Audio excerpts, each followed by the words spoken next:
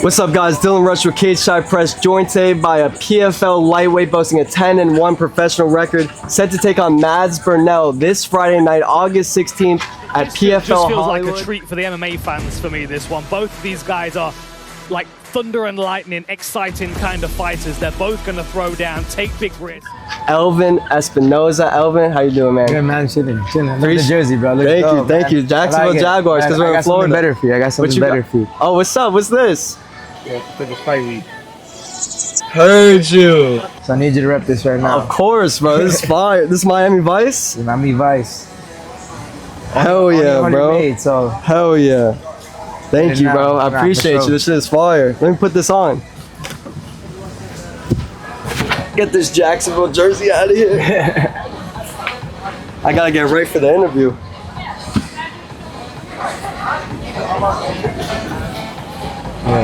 Yeah, it's a little hot outside, so you know. How's it look? It's fire.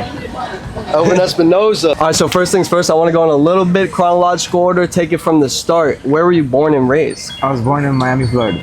You were born in Miami, Florida? Yeah, Miami, Florida. I know you represent Nicaragua. Did you go back and forth? Did you grow up a little bit in Nicaragua, or were you mostly in? I was raised in Miami, you know, and then but as I got older, I was able to go back to Nicaragua and like live there, play baseball there, and then come back. Like I learned to speak Spanish in Nicaragua and write in Spanish over there, and then come back over here. What would you say it means to you to be able to represent Nicaragua on the world stage and within the realm of mixed martial arts? It's pretty dope because as of right now, there's no other Nicaraguan fighters, you know, like representing Nicaragua in MMA, and I get to be like the top one right now representing from my country. Oh yeah, man. So you weighed in today, I think, what was it, 156 on the 156 on the dot? How was that weight cut? You got Pena Performance here, Eric Pena helping you out. What can you tell me about that weight cut? This weight cut was one of the easier weight cuts I've had. It was smooth sailing. I only had to do like a few baths, and it was really good. I felt good on weight, and I didn't complain about it at all, so it was really good. What can you tell me about your opponent, Mads Burnell? What do you know about this guy? What makes Mads Burnell a favorable stylistic matchup for yourself? Man, Mads Burnell he's a good fighter, man. He's well-rounded. He's a black belt in jiu-jitsu. He wrestles. He can box. You know, he's all well-rounded, and that's good for me because now I knew that coming into this fight training camp. So I worked everything, you know, like I went against all the best guys. I trained with Gilbert Burns, Herbert Burns, you know, Andre the Bull, Sidney Outlaw, a lot of high-level people, you know, just to get ready for this fight. And going against more dangerous, like a dangerous opponent, just makes me even work even harder in camp. So it's gonna be a fun fight. I know you have some of the highest level training partners in the world. You train over there at Killcliff FC. Would you say that you found a home at Killcliff? Is this the gym for the future? You have no intentions of, you know, going and training somewhere else? Yeah, this is the gym that I'm staying with, you know, and it's close. It's a far drive for me, but it's worth it. You know, I have coaches that care about me and are investing their time in me. You know, for this camp, I had Robbie Lawler helping me out this camp. You know, and it's cool to being able to like pick his brain, and you know, he learns a lot, you know, through all the fights he has. Of course. So it's cool. He gives me little details. So it's all the details that change everything, you know. Of course. So I mean, he has all those he has that experience. Yep. You know, the insight. He's been there. He's been there. He knows what works, what doesn't. Yep. And he's just been making my game a lot better, you know. Of course, so he's gonna be in my corner, and I'm glad to have him. I have Dieter Navarro. You know, he helped me get to Killcliff. Dieter did? So, yeah, he helped me get there, and you know, he's just been taking care of me, and you know. And then Sean Soriano rounds out the corner, right? Sean Soriano is that's my brother and training partner too, you know. So he helps me cleans everything up too, you know, with the striking, and you know, just giving me confidence too, you know, making me believe I'm him, you know.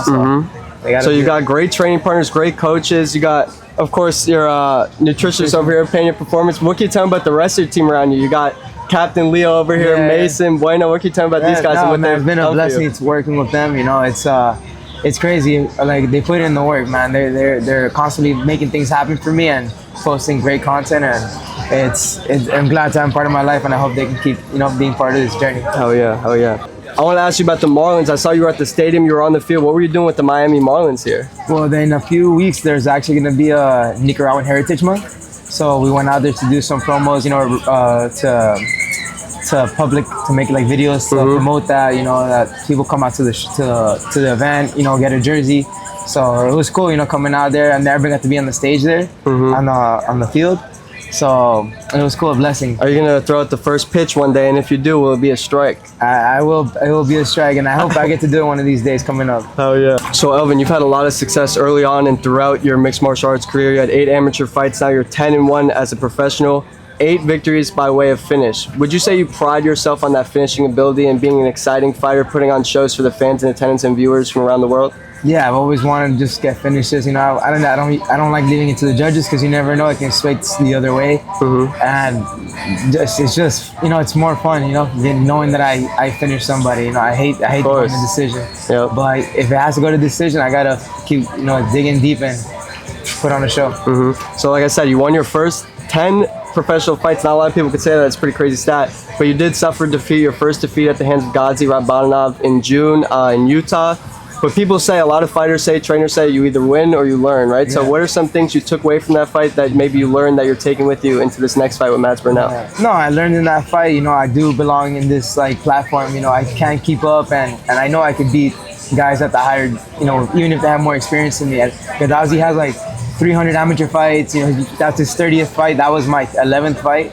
You know, so you say 300 amateur fights? Yeah. I have friends that trained in Dagestan with him. Yeah. So they know. They told me how many fights he has. So, you know, they gave me the scoop. You know, so they're like, get ready. Yeah, yo, but that they told me I'm ready for him, and you know, that gave me a little bit of confidence going in there, and it's just one of those I had to believe it. You know, and then now that I went against him and he couldn't hold me down, you know, all 3 rounds, and that's what he does to people. Everybody else he holds down. He held down.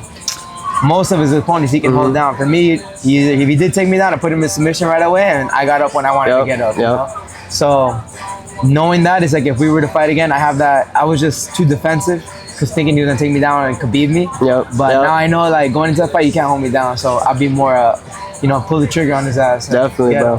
So Mads Burnell, he's a big name. You're looking to get back into the win column here this weekend at PFL Hollywood. What do you think a win on this stage at this point in your career, what would a win do for you moving forward?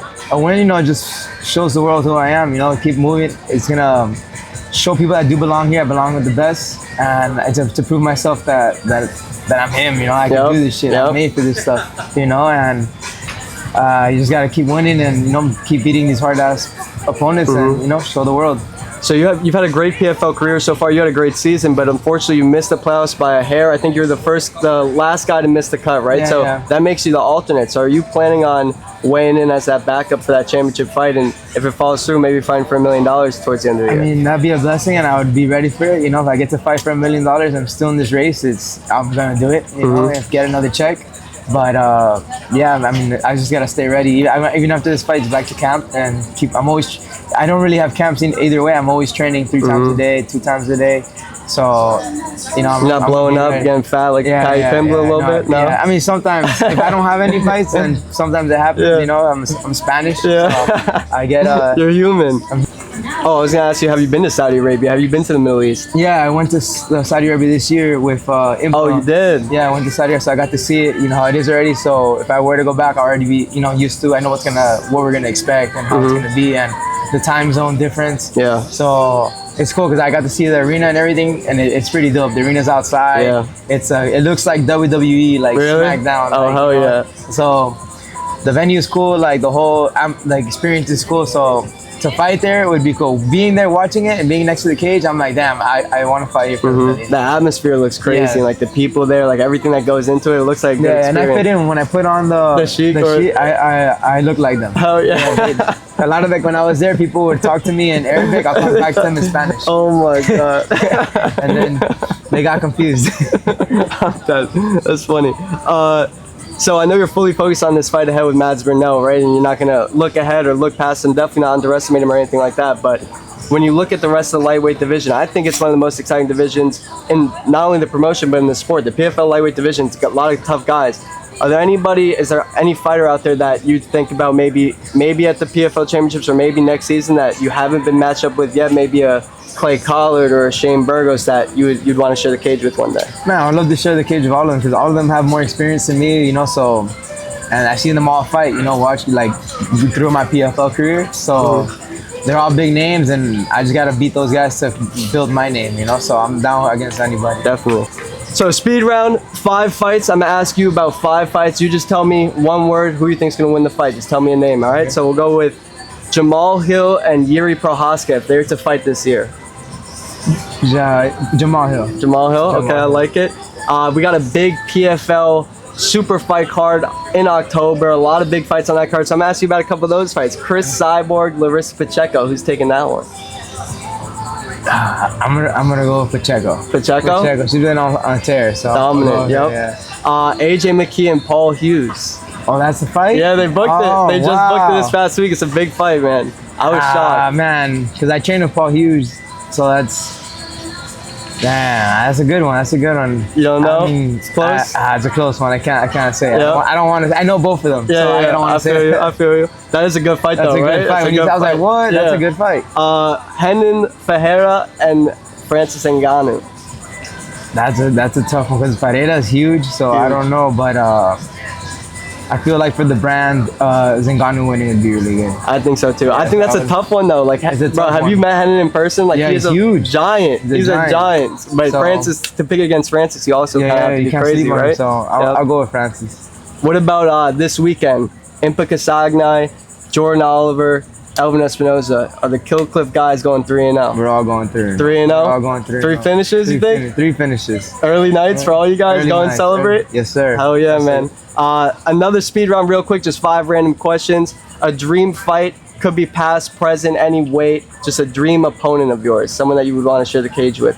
I'd want to fight Conor McGregor. Conor McGregor? Yeah, I'd want to Take fight. that money? Take that money. Red panty night. El Red panty. Notorioso. And take his name too. Yep. What about a fighter you look to emulate in your own game, either growing up or even GSP today? is someone I've always liked. That's what got that person who got me into this. That's when I started watching MMA, and he like motivated me. Just the way the person he is, you know, Yep. and the way he works hard, and His attitude. that's the style. Yeah, his attitude and his work ethic is what drive me to start training MMA, and I want to be like him, like not just special at one thing, but good at everything. I know you might fight him one day. He's in the lightweight bracket, but maybe you got to go train with Michael Dufort up in Canada because he was training with GSP in preparation for this fight. Yeah. Well, me and Dufour actually train in Killcliff a lot. Oh yeah. Yeah. So you guys have trained together. we work So together. he comes down there. You might have to go back up I there. might have to go up there and get train with GSP. I have family in Canada, so I'll be down. Wow, a lot of Canadians come down. Yeah. Aaron Jeffrey, Yeah, and Jeffrey. Power Bar, right? Mark Power Andre, Bar, yeah. What's the other guy? Julian. Oh, I forgot his name. I don't know. Another guy that trains with Aaron Jeffrey and them. But what about not Saudi Arabia? Oh, Julian LeBlanc it was. Not Saudi Arabia. A dream venue, a city or an arena or a country you want to fight in one day. I would like to fight it like in an Asian country, like Japan. Japan, right? Or Japan. Yeah, I'm with Japan because I would say like if I can fight in like Korea or something like that, but they don't really do it like that. But Japan, Japan or Singapore. What about like Saitama Super Arena in Japan? Though? That's dude, one of the that'd be coolest dope. Yeah, arenas. that'd be cool. Yep, Yeah. Yep. What about your favorite athlete outside of mixed martial arts? You got a favorite athlete?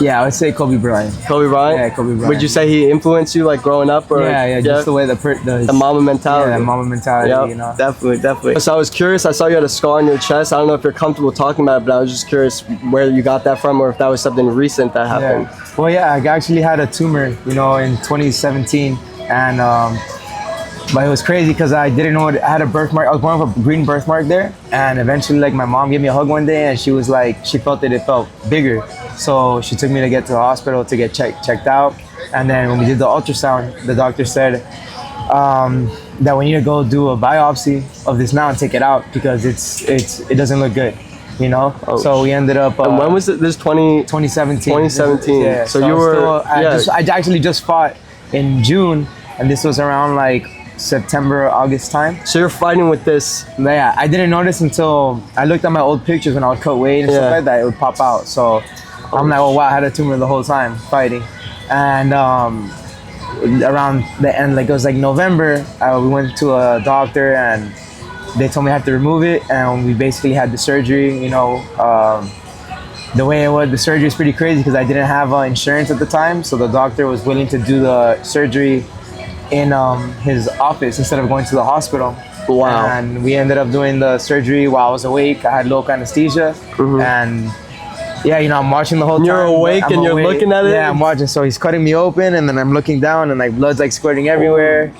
And my mom was there, like, you know, with the helping, because she was like a nurse and stuff like that too. So she was there while they were doing it, and basically they cut me open, they took it out, and then they had to send it to a couple of the cancer places to like make sure it's like benign. Yeah. So that was a scary part in my life, because I thought it was, you know, like my life was gonna be over, or I had to start, you know, doing chemo or something. So the worst part is I knew now it's out, but the whole waiting game, waiting like the results scared me. But eventually, after it got sent to 3 different places, you know, I came back with good news, and I was safe, and I didn't have cancer. So what about now? Do you still do checkups, or is it totally gone? I mean, yeah, I do checkups. I get ultrasounds, you know, to make sure. But so far, I actually have to do one soon, you know, to make sure. But yeah, so I feel like that would change your life in like so many different ways. Just having that experience, like, this might sound stupid, but even when you're weight cutting, of course, that's like the most grueling process of the fight game. But if you've been through that, laying back and seeing blood coming out of your chest, like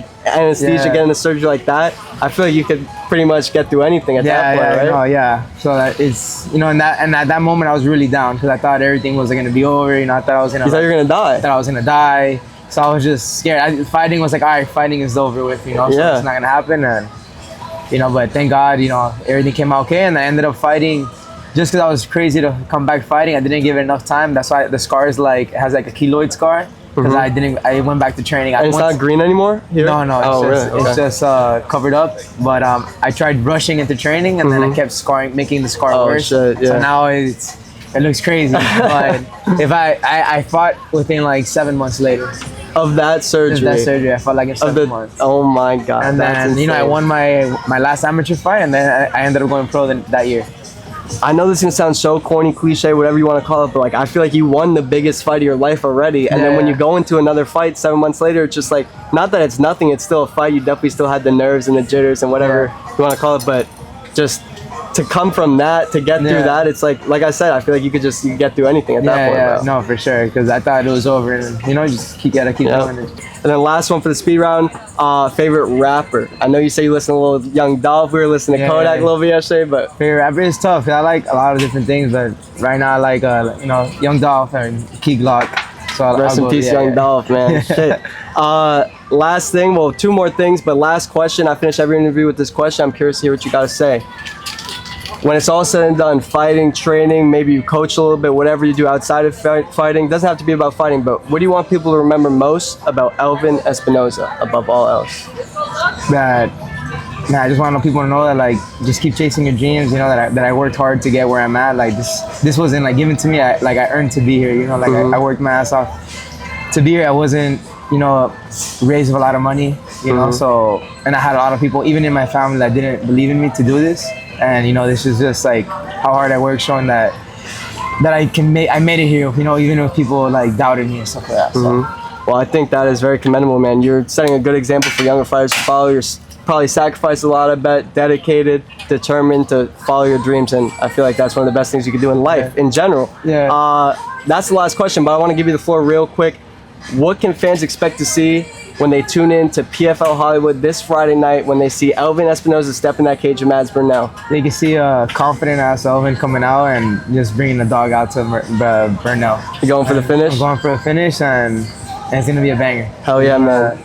Elvin Espinoza 10-1 taking on Mads Burnell, a big lightweight fight on the prelims of the PFL Hollywood card. Check it out on ESPN Plus Friday, August 16th. Let's go, baby. And remember, thank you for the shirt. Get your merch. Bro, get this fire ass shirt, man. This shit is dope, soft, comfortable, everything, man. I appressiate it. Nah, thank you for the shirt. Take care.